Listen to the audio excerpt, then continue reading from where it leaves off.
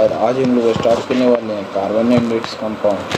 तो चलिए आज हम लोग देखते हैं कार्बन एंड इट्स कंपाउंड में एलोट्रॉप्स ऑफ कार्बन के बारे में जानकारी लेंगे। लेक्चर नंबर 2 है जो कि क्लास 10th का केमिस्ट्री का है।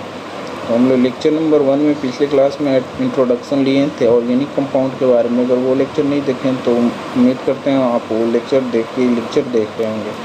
चलिए इस लेक्चर की ओर आगे बढ़ते हैं। इस लेक्चर में आप लोग को बताएंगे एलोट्रॉप्स कार्बन का कौन सा होता है, इसके बारे में बताएंगे। तो जो बच्चे लोग नए जुड़ रहे हैं उनसे उम्मीद करते हैं कि सब्सक्राइब कर लीजिएगा, बेल आइकन पे क्लिक कर लीजिए ताकि आप नोटिफाइड हो जाओगे इजीली। चलिए बिना समय गवाए हुए वीडियो की ओर आगे बढ़ते हैं। तो देखिए एलोट्रॉप्स पढ़ना है आज हमको। तो एलोट्रॉप्स मतलब होता है क्या, डिफरेंट फॉर्म सेम एलिमेंट का, मतलब एक एलिमेंट है उसका डिफरेंट फॉर्म है। मतलब ह्यूमन है तो ह्यूमन में देखते हो कि एक सांवला ह्यूमन है, एक गोरा ह्यूमन है। तो ह्यूमन में भी ह्यूमन तो सेम है उसका स्पेसिस, लेकिन उसका अलग अलग फॉर्म आप लोग देखते होंगे। कोई आपको हर एक रीजन में आप चले जाइए, जैसे आप साउथ अफ्रीका में चले जाइए तो वहाँ आप लोग को ब्लैक ज़्यादा मिलेंगे, ब्लैक पर्सन। आप नॉर्थ अमेरिका या साउथ अमेरिका या जर्मनी तरफ चल जाइए, उधर वाइट पर्सन ज़्यादा मिलेंगे।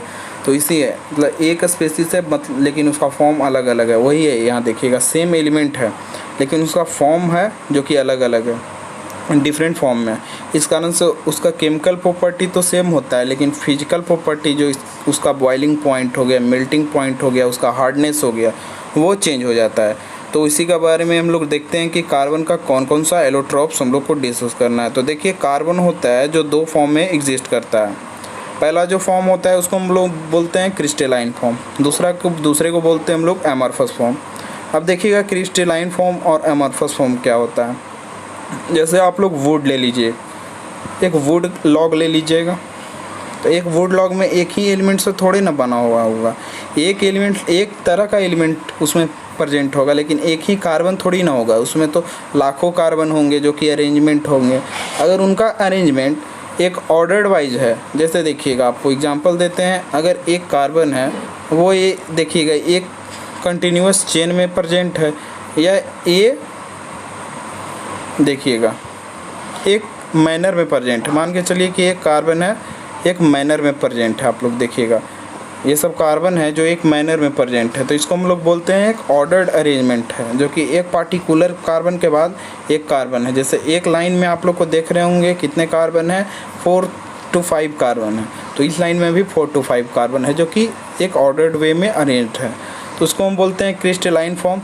अगर जो इरेगुलर है, जैसे ये देखिए एक कार्बन है, इस चेन में इसका 3 कार्बन यहाँ पे प्रेजेंट है।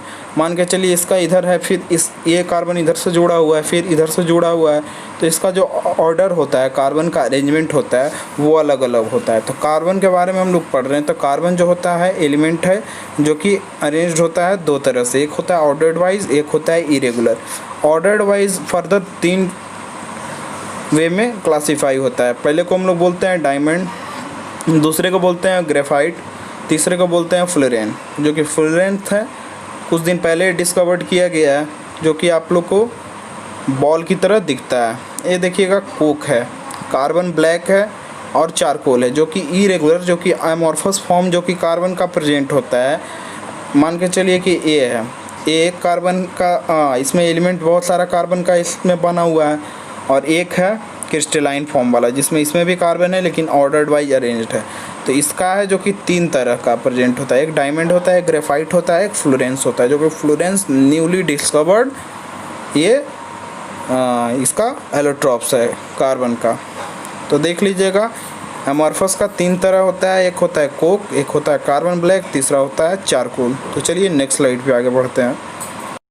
अब देखिए ये जो है ये है डायमंड जो कि आप लोग को एमॉर्फस फॉर्म में है। ये चारकोल जो कि आपको इस तरह से ग्रेफाइट है, या ग्रेफाइट है, और एक है फ्लोरेंस है जो कि ये तीनों है क्या आपका है एमॉर्फस है।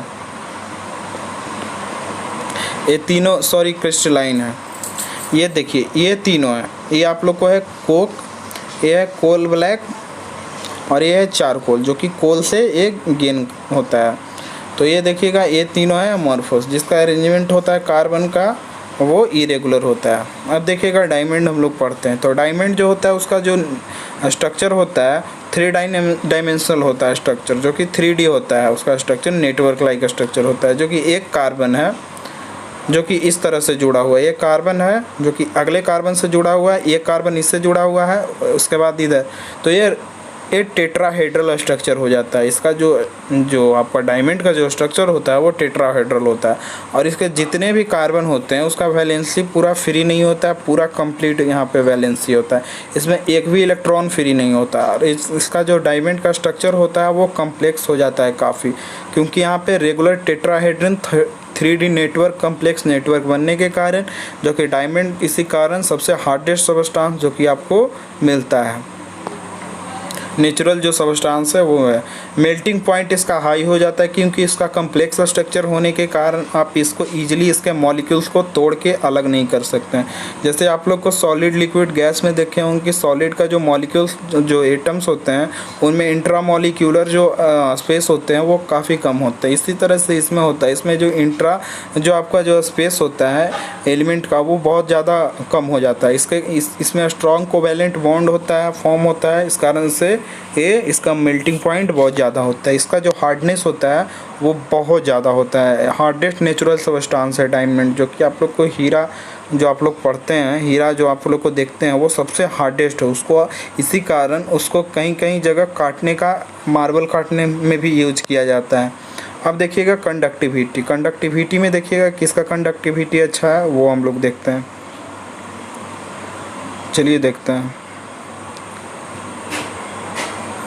देखिए थर्मल कंडक्टिविटी इसका गुड है। थर्मल कंडक्टिविटी क्या कि इसके एटॉमिक जो होते हैं, एटम जो होते हैं वो आपस में बहुत वाइब्रेट करते हैं, इस कारण से इसका जो थर्मल कंडक्टिविटी होता है वो बहुत ज़्यादा होता है, बहुत अच्छा होता है और बहुत ये होता है। इलेक्ट्रिकल कंडक्टिविटी, इसमें एक भी इलेक्ट्रॉन फ्री नहीं होता है, क्योंकि जो चारे इलेक्ट्रॉन होता है सारे कोवेलेंट बॉन्ड से बाउंड होते हैं, इस कारण से एक भी इलेक्ट्रॉन फ्री नहीं होने के कारण आप लोग को फिगर में दिखा रहे थे कि यहाँ पे एक भी यहाँ पे एटम देख रहे हैं, ये सब कार्बन से अगले कार्बन से जुड़ा हुआ है। तो यहाँ फ्री आपको देख रहे होंगे, ये सब कार्बन से जुड़ा हुआ है, ये सब जितने हैं कार्बन ये भी फिर नेक्स्ट कार्बन से जुड़े हुए हैं। इसका स्ट्रक्चर इसी तरह से होता है, इस कारण से इसका जो स्ट्रक्चर कम्प्लेक्स होने के कारण इसमें जो आप लोग देख रहे हैं ये बैड कंडक्टर ऑफ इलेक्ट्रिसिटी होता है, क्योंकि इलेक्ट्रिसिटी फ्लो होने के कारण, इलेक्ट्रिसिटी कैसे फ्लो होता है, जब तक इलेक्ट्रॉन फ्री इलेक्ट्रॉन नहीं रहेगा उसका इलेक्ट्रॉन कैसे फ्लो करेगा। बैड कंडक्टिविटी होता है और हाई रिफ्रैक्टिव इंडेक्स होता है। हाई रिफ्रैक्टिव इंडेक्स 2.5 होता है इसका रिफ्रैक्टिव इंडेक्स, जिसके कारण इसका जो स्ट्रक्चर ऐसे होने के कारण इसका अगर लाइट पास करवाते हैं तो ये ओपेक के तरह, मतलब इसका जो इसमें लाइट क्रॉस कर जाता है आपको, इसके हाई रिफ्रैक्टिव इंडेक्स होने के कारण।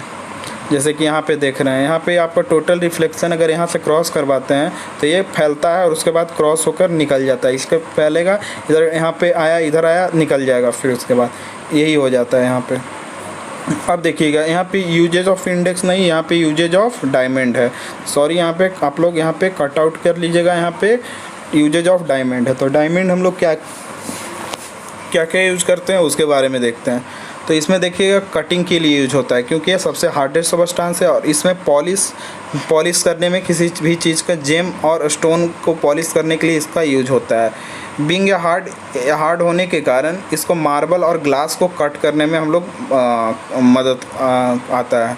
अब देखिएगा it is use to make surgical knife जो आर्मी वगैरह लोग रखते हैं उनमें ये डायमंड का ही बना हुआ रहता है। तो यही सब कुछ आप लोग को पॉइंट था। आज हम लोग एलोट्रॉप्स ऑफ कार्बन में पहला जो आपको डायमंड है वो डिस्कस करेंगे। नेक्स्ट वीडियो में हम लोग ग्रेफाइट के बारे में देखते हैं। तो चलिए आप लोग को नेक्स्ट वीडियो में मिलते हैं। धन्यवाद।